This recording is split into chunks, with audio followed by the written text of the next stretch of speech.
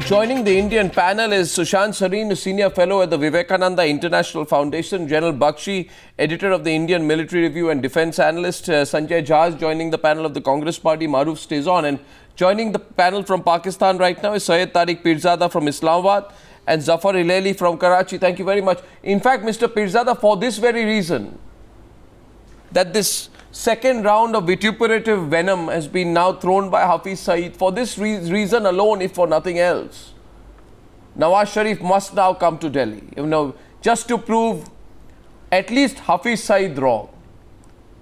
Don't you think so?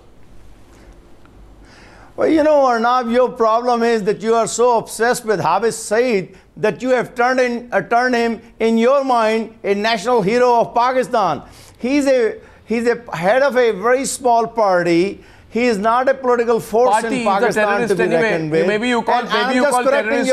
I'm just correcting your parties. So your problem is that each time you analyze the situation, you literally fumble, and this is why the program goes astray. My advice to you is talk about the political forces in Pakistan. That is People's Party, Muslim League, Tehreek-e-Insaf, Pakistan Armed Forces as a pillar of stability in the country and a supporter of present democratic regime. So this is what we have to talk about. So I'll tell you what. Talk about Hafiz Saeed. So why you don't are literally taking this conversation Why don't you say tonight, Mr. Peerzada, that Hafiz Saeed is a globally acknowledged terrorist? Just say that. Why would I say that? He has been exonerated by the Supreme Court of Pakistan. Right. That is your desire that I should say that. But that is not a correct statement. And that he is a very ordinary public figure and nothing more. Right. And your charges against him still are awaiting adjudication. And that is the reality on the ground. No, you see, you didn't answer my question. And I'm absolutely sure. But I'm actually concerned today, Mr. Peerzada, that for all the, all the theatre with which you present your points of view, that tonight, Mr. Peerzada, don't take it otherwise, but I sense today, sitting in Islamabad, that you are scared to say anything about Hafiz Saeed. I hope this doesn't reflect. No, I just hope said it doesn't reflect. He's a very ordinary figure. He's a very ordinary figure. He's an ordinary figure who carried out the Mumbai terror attack. He is not a political force. No, you see, I'll take this obsession. No, what can I say? No, it's not, Mr. He's your obsession. Mr. Peerzada. I never discuss Hafiz Saeed. Mr. Peerzada, remember this. Remember this. Today you have to rise above all these extremist hardline groups. You have to rise above. I would rise above the present situation. You have to rise above, and I'd like to go to D Bakshi next, because you have to rise above all those groups. All those groups which try and put your democratically elected government on the back foot. I remember the Jamaat-e-Islami, General Bakshi, which is, I don't think it's part of the Nawaz Sharif coalition, which got very angry when Sharif asked for visa-free travel between Indians and Pakistanis. Today, if Pakistan is to move forward, it has to really isolate these groups within, which is why it is important for Nawaz Sharif now to be there at Modi's swearing in. Arnab, the central construct of a Westphalian nation state is that it disarms its population, and the entire power of coercion is retained by its armed forces and police forces. That is the basis of a Westphalian nation state. In Pakistan, this central tenet has been seriously violated by the arming of a whole host of these terrorist groups. And the chickens are coming to roost in the casualties this country has inflicted upon itself. Now they could rot for all one is concerned and stew in their own juices. The problem is they have followed these groups like the Lashkar-e-Toiba, which have become a nuisance for not only India but also Afghanistan. It is a tragedy to be in the Pakistani neighborhood. The tragedy this nation state has inflicted upon itself. I'm sorry it is now spreading that to the rest of South Asia. South Asia by itself is a beautiful construct. All the 7 leaders who have been invited are coming here. The problem in SAARC is Pakistan, because it is busy exporting terror. It is busy using non-state actors to destabilize its neighbors. And in the bargain, I'm very sorry to state that the country being destabilized most steeply is Pakistan's polity itself. Pakistan will pay a heavy price for this, but they don't seem to understand. And I was trying to warn that the deep state in Pakistan will firstly put lots of hurdles and obstacles in Nawaz Sharif coming here. And even if he comes here, they will try and embarrass but maybe even Sharif, the host no, but maybe, General Bakshi, terrorist incident but General Bakshi, maybe Sharif, That is a very immature analysis, and let me say a couple of things, Arnab. Sir, this is... I'm sorry, you have already had the first attack. Please see the news headline. Why was there an attack in Herat today? What was the reason for that? Why did Pakistan back out of the decision to give MFN status to India? Is it true or not that the Jamaat-e-Islami was at the forefront of the opposition to Pakistan contemplating MFN status to India? And despite what has happened in Herat, and the indications of the ISI involvement, Mr. Hilaly, we have not withdrawn our invitation to Nawaz Sharif. That, in my view, is a big favor. In my view, it is a sign of great magnanimity. And I think Sharif should now, if he can't restrain, stand up to the hardline elements and take the flight to New Delhi on Monday. And probably he will. Yeah. Maybe. We hope so. Well, you know, we hope that he will. Arnab, I to think be there at the swearing-in ceremony. Yes. I think there are two or three things I'd like to say.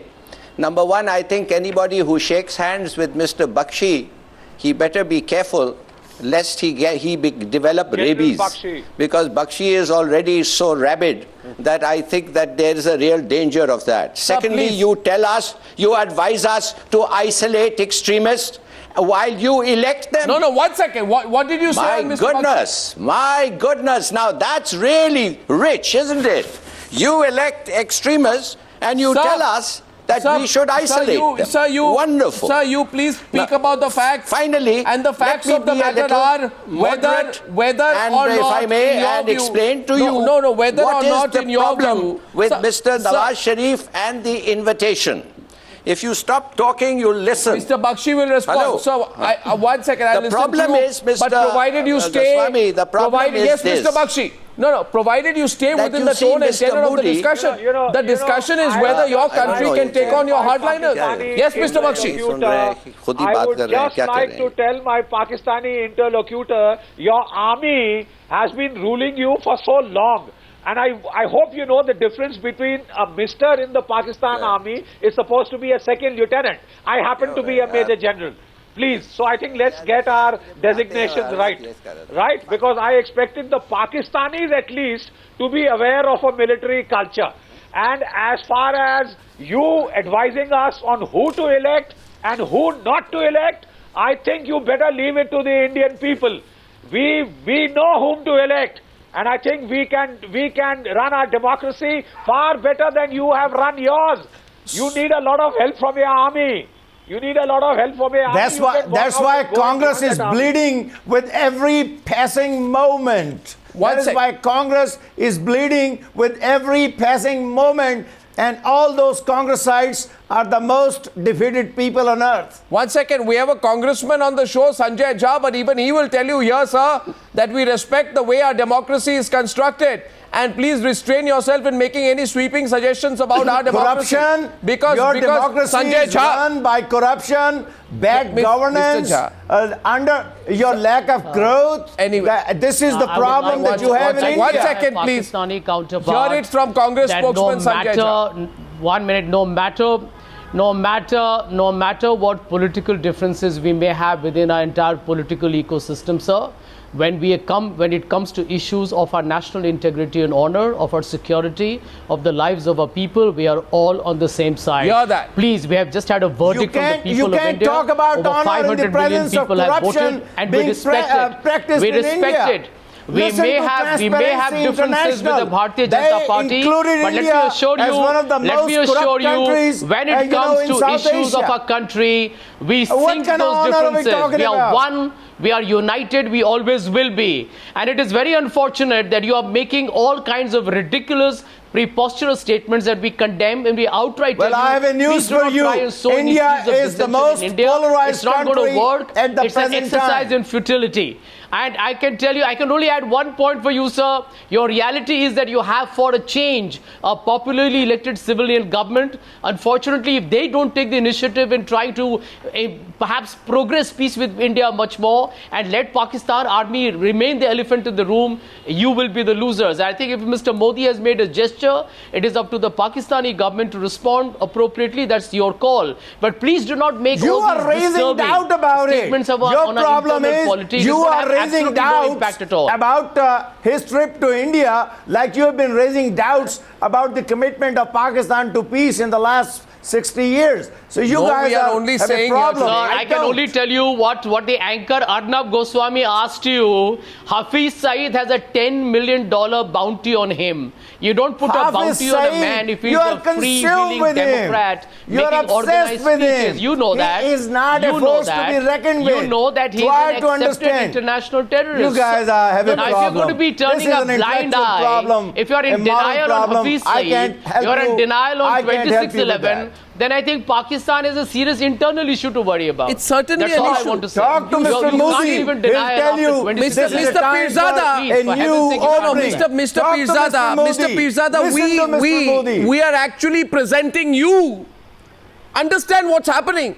We are presenting and offering you a great opportunity to move on. You are not offering us any opportunity. We are. You are offering you that opportunity India today to establish its leadership. You are helping your country, and we will respond. Mr. Peerzada, in the best interest. Mr. Peerzada, I find it so strange today that you are so scared sitting in Islamabad to even admit that this man Hafiz Saeed, not an ordinary Pakistani citizen like you call him, he has a bounty of $10 million on his head.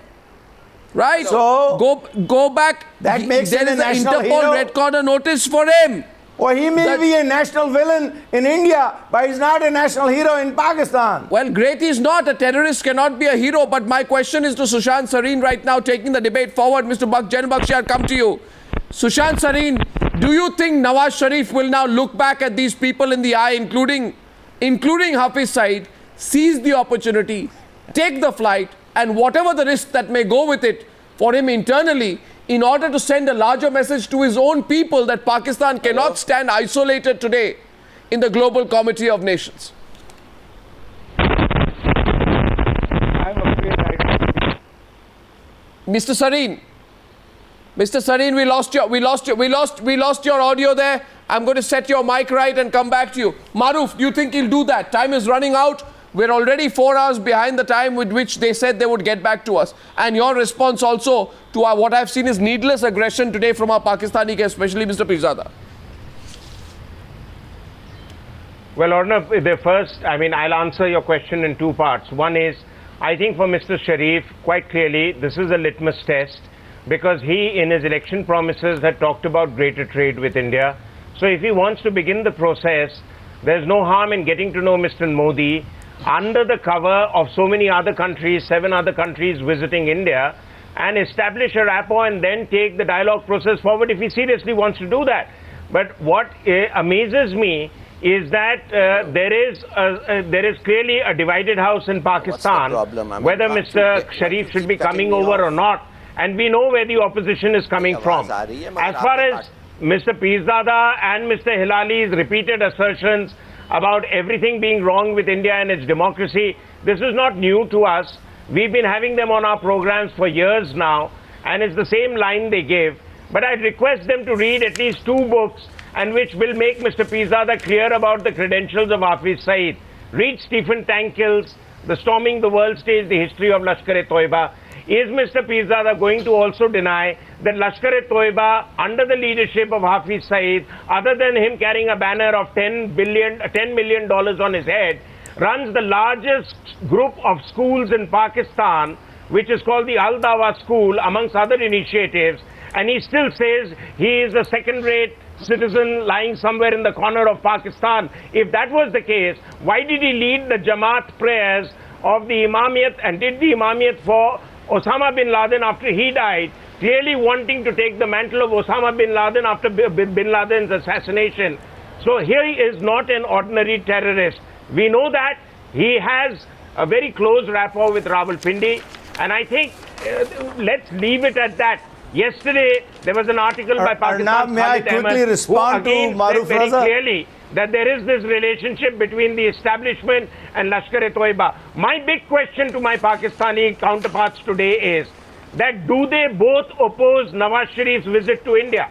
If they do, then they clearly fall into the bracket of people, I would say, who are cronies of the ISI. And if they don't, then welcome to our club. No, do they? I don't think they do. I'm not speaking for them. Mr. Hilaly is back. Mr. Sushant Sareen, I'm coming to you. I don't think they do. But at the same time, tonight, for some strange reason, Mr. Hilaly and Mr. Peerzada cannot find the courage to say that to take the flight to New Delhi will be a slap in the face of the perverted coward called Hafiz Saeed. That it is Nawaz Sharif's best way, for a slap in the face of this man called Hafiz Saeed. I would like to hear my Pakistani guest say that. But I'm afraid my Pakistani guest will not say that for their own reasons. I'd like to hear Mr. Hilaly say that. But I don't think that he will. He should draw a direct correlation between Nawaz Sharif's flight to India and the perverted logic of that man called Hafiz Saeed. Yes, Mr. You see, try calm yourselves down for a minute. Stop I'm glad to get you back so you can respond this time. And yes, try being calm. Answer the question. And try and understand what is the difficulty that Mr. Nawaz Sharif may be having at the moment, although there is every indication that he has already decided to come.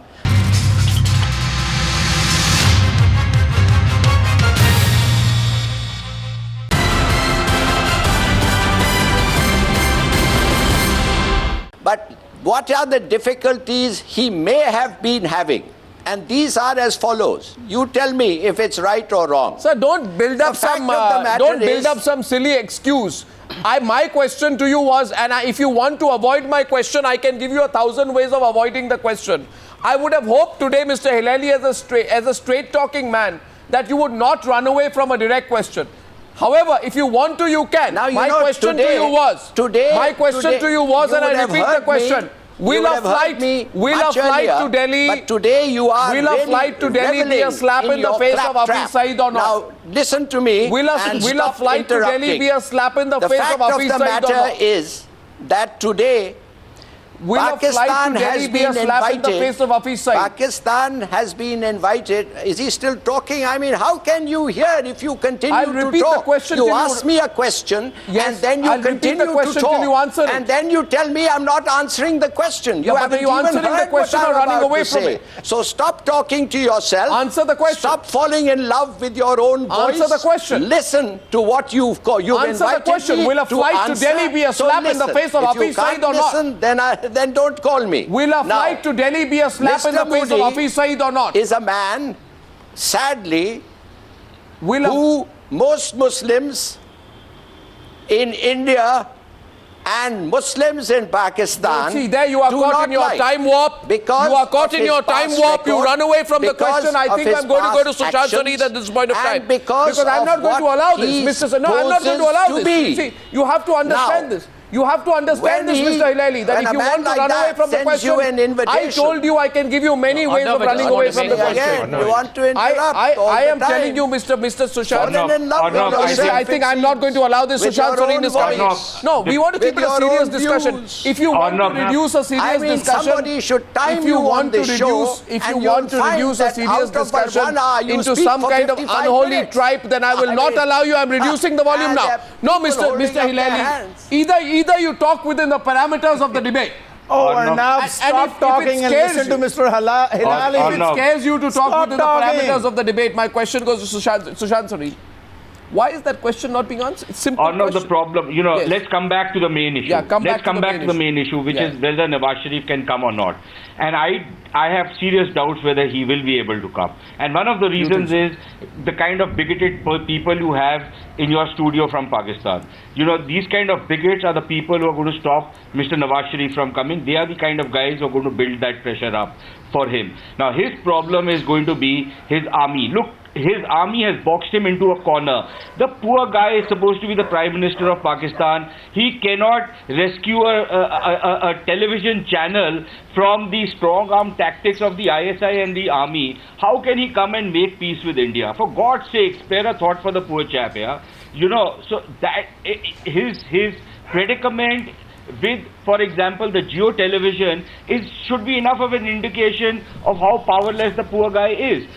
How do you expect him to come out here? And as for people like Hilaly and others who are an endangered species in Pakistan because of the sect they belong to, for him to talk about in disparaging terms about Mr. Modi, I think is being rather rich on his part. Because if you look at what is happening, for example, to the Hindus in Pakistan, the way these guys pick up Hindu girls and rape them and then put them in the flesh market and forcibly convert them. Now, this guy is trying to tell us that we are an intolerant people. What have they done with the Christian communities, whether it be in Lahore, whether it be in Shantinagar, and whether it be in Fata, and a whole lot of other places. So, for these characters to, give us lectures on tolerance, I think that's rather rich and rather disingenuous of these characters. Well said, and I think this, and I'm keeping Arnab, that in empty fact, chair. I'll go a step forward. No, I'm Arnab, coming to, I'll but go a Maroof, step just forward. a minute. And I will tell you that even in Pakistan, outside of hardline, right-wing, Sunni, Punjabi Muslims, everyone's an endangered species. Even other Muslim sects like the Shias, the Ahmadiyas, and everybody else are declared, absolutely unacceptable in Pakistan. So what are they trying to tell us? Tolerance. And for heaven's sake, we don't need Pakistan to patronize the Muslims of India. The Muslims of India are happy here. Those who weren't happy made the choice and went to Pakistan. So be it. And they wallow in the misery of Pakistan. Those who are here, they are enjoying a meritocratic and democratic society. And thank you, India. Absolutely, and the fact of that empty chair that empty chair on the screen, that empty chair from Karachi is the empty chair that was just vacated by Zafar Hilaly. Because I asked Zafar Hilaly that do you believe that this is a great opportunity for Nawaz Sharif to stand back and look at people like Hafiz Saeed in the eye? I don't know if Mr. Hilaly is too scared to answer that question, but he chose to leave. And by the way, Indian Muslims are citizens of India like Indian Hindus are, Indian Sikhs are, and we don't need lectures. But let us not forget the plight of Christians, Sikhs and Hindus in Pakistan. As far as Mr. Modi is concerned, and I'm saying it one last time, Mr. Modi is the duly elected Prime Minister of India of 1.25 billion people. And Mr. Modi has got a clean sheet in all cases from the Indian courts. Now, what you need to do is mind your own business, Mr. Peerzada, and understand we are giving you a grand gesture. Can I respond? We are offering you that opportunity. We are telling you. Stop talking. We are telling you to come and begin to engage with us. You are disturbing I think Mr. Sharif should pick up that invitation. By continuing this long I think Mr. Sharif. Mr. Sharif should answer you. Mr. Peerzada. Mr. Maybe Peerzada. the Indian people want to listen to me Mr. more than Peerzada. they want to listen to you. Mr. Peerzada, you know something? Nawaz Sharif should look at people like you in the eye. You have told me so many things. I don't know which thing to know and which not. I'll just tell you one thing. Mr. Nawaz Sharif should look at people like you in the eye and tell you, Mr. Peerzada, regardless of what people like you think, I'm taking the flight to New Delhi on Monday. Well, we here at times now believe that this is a chance. Sushant Sareen, I'm coming back to you. This is a chance for Nawaz Sharif to walk the talk. Right? Because ever since his appointment as the Prime Minister following his win in May, he's been saying, I want friendly relations with India, right? We believe this is the chance for him to actually walk the talk and move in the direction he has been advocating all through. But will he do it? Sushant Sareen, let's take a quick round. Look, I think it's going to be difficult for him. Perhaps if this invitation had gone a couple of months back, he might still have accepted it. Right now, I think this has put him in. I think he must be wishing that this invitation never came his way. Yeah. Because if he does, he is damned, and if he doesn't, he is damned. And that is going to be his problem. The point is that the army has become very assertive. The army has been making statements on foreign policy, on defense policy, on security policy, and they have been actually pushing these guys into a corner. They've boxed them in. Nawaz Sharif, there are already rumors and gossip in the streets of Islamabad about how soon this government is likely to collapse. Now the government might not collapse immediately, or even it might last its full term, but you have emasculated this government, and you have deprived it of whatever capital it had by which it could reach out to its neighbors and it could make a paradigm change. I think that paradigm change thing has gone out of the window. That's not going to happen, and that is going to be the big dilemma for Mr. Nawaz Sharif. If he comes to India and he goes back, he will have problems back home. If he doesn't come to India, then Indians will ask a legitimate question whether he is a credible interlocutor, and as you say, whether he can actually walk the talk which he has been making for so long. And I think that is going to be his big dilemma. This, in that sense, is going to be a bit of a litmus test. But even if he comes out here, I don't think too much should be read into it, because once he goes back, his capacity to deliver on any of the assurances he might have given out here. No, the army says, Sushant, I'd just like to throw this. Maroof wants to come in. Maroof, General Bakshi and Sanjay. And hear this. You see, Mr. Peerzada, look at the rational views here in India. We're actually rationally talking about the problems. Rational views and India, these are two different things. But if I may interject, you can let just me quickly say a couple of things. No, I've heard a lot of things, flying around. Let me answer some of them. Do I have the permission? No, yes, Mr. Peerzada, but why don't you hear some more of the rational views from India before you respond? The question here is, Maroof, go right ahead. Continue your rationality that borders on total absurdity that I've been hearing in the last half an hour. Just here, sir, it will do some good. My question is, what does Nawaz Sharif stand to lose? To Maroof and General Bakshi and Sanjay, I'm coming to you as well. What does Nawaz Sharif stand to lose if he does not take that flight?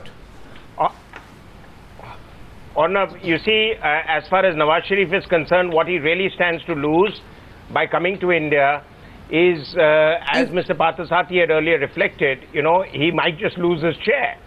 Now, why? You think so? You think it's that serious? Pakistan has a history. Arnab, let me please complete. Pakistan has a history. Mr. Parthasarathi is known for his erratic statements. People as the army chief. Mr. Peerzada, please hear me out. Mr. Peerzada,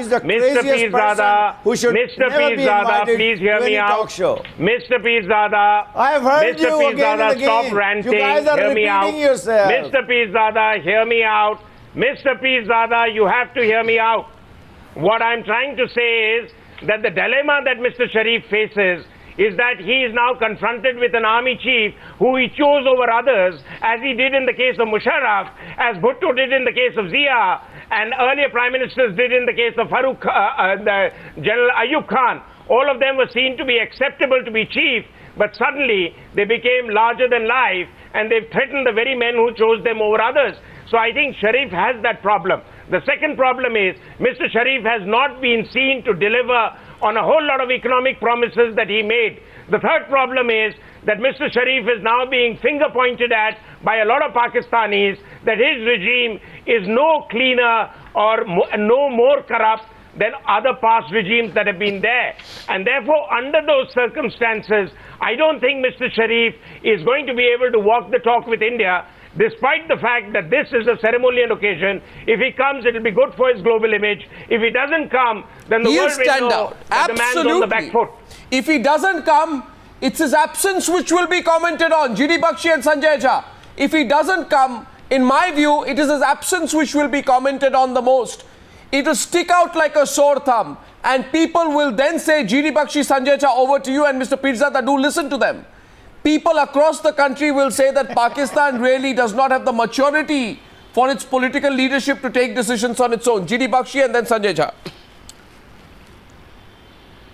Arnab, I would like to highlight that it will just show the tragedy of SARC. We since its formulation, since its inception, the sole problem child has been Pakistan. It has not been able to live in peace with any of its immediate neighbors, neither India, nor Afghanistan, nor Iran. It is the spoiler. It is the one that has been getting the extra regional powers. As far as, apropos the issue of Mr. Nawaz Sharif coming or not coming, Sushant has been very kind to me. I'm very sorry to state he is just a democratic facade. Behind him, the deep state in Pakistan controls all the shots. His discomfiture lies in the fact that his pitiable plight is now being seen by the whole world. And Mr. I would also like to state... Arnab, I just want to make I would also like to tell Mr. Sorry, just a minute, just 1 second, half a second. I would also like to tell Mr. Peerzada, he said we have a problem with Hafiz Saeed. Yes, we have. I never said Yes, that. we do. I never said that. You guys have a problem. This man is responsible. You guys have a problem with him. This man is responsible. Hear me out. This man General is Bakshi, responsible you guys for are the consumed with cold-blooded him. murder. Your tragedy is Cold-blooded murder of innocent women, children and old men. There is not a power All right, in the politics he is of an Pakistan. international He is a criminal Sir, let me with tell a you. price on his head. Sir, you know, he is responsible for General Mumbai. Bakshi, Sir, and I'll tell you one more I thing, have Mr. sympathy Peerzada. for Can I you. just tell you something, Mr. Peerzada? Just listen to me, Mr. Peerzada. Just listen to me. I'll tell you one more thing, Mr. Peerzada. Just like the Americans got Osama. You have been telling me so many things. No, I'll tell but you a haven't few given more me a things. chance to It'll talk. do you, just 3 things I'll tell you, not much. Like the Americans got, like the Americans got Osama, we'll get Dawood, and we'll get what's his name, that coward who you've put as a paid mercenary, Hafiz Saeed. We'll get both of them. And the third point is, Mr. Peerzada, just note today, what is a mature democracy? A mature democracy, a mature country is one in which should I tell you that? No, I'll tell you what is the maturity of our country's democracy. You know, you have Sanjay Jha today, who's a well-known Congress spokesperson. When you make sweeping comments, answer? 1 second. When you make those sweeping comments attempting to denigrate our Prime Minister, the strongest response comes from Sanjay Jha, and that really is because we respect the office of our Prime Minister. That office means something to us. It is not a puppet regime like you have in Pakistan. Sanjay Jha wanted to say something to you. Sanjay Jha. It's not a puppet regime. You spoke Arnab, for I just want to Sanjay tell Jha. my Pakistani Arnab, you know what you counterpart. just did? I want to tell You my spoke for Pakistani him. counterpart today. Now, just Mr. Peerzada, just give me a minute. I want to let you know that, if you look at the death statistics in terror attacks, India ranks the second highest in the world I feel after sorry Iraq. for every And we all know single that the commentator perpetrators of that who is human on the tragedy in screen India at the present are time really from India. across the border. We all know guys that. need Mr. help. Peerzada, just give me a minute. Despite 2611, despite 2611, and I can tell you that my own former Prime Minister, rather, current Prime Minister, Dr. Manmohan Singh, when he went to Sharm el-Sheikh, he continued the dialogue despite 2611. There was a lot of criticism at home, but I think India has displayed remarkable maturity, strategic restraint, and wanted to continue the dialogue with Pakistan. But you cannot see this as a sign of weakness. India has respected a very, very difficult, complex neighbor. You may have your internal problems, but they are your own. We can't be rationalizing that for the kind of cross-border attacks that have happened in India. So it's about time Pakistan recognized that, whether it is a Congress-led government or a BJP-led government, there is going to be an attempt on our part to ensure a peaceful geopolitical environment. But, you need 2 hands to clap, Mr. Peerzada. And you can't be defending Pakistan behind your empty rhetoric anymore. The non-state actors are dangerous, not just for the entire region, is harming you. So, it's time for Pakistan to do some serious introspection and come up with your own conclusions. This is probably the last chance for your democracy to redeem itself, for your Prime Minister to say, I'm not scared of these hardline forces. To live in fear, Mr. Peerzada. To live in fear. If Nawaz Sharif lives in fear of losing his job, it will be a great tragedy. Not just for him, but for your entire country and your failed democracy. Mr. Peerzada, we hope he'll take that flight. Thank you very much for joining me on that debate on the Newshour tonight.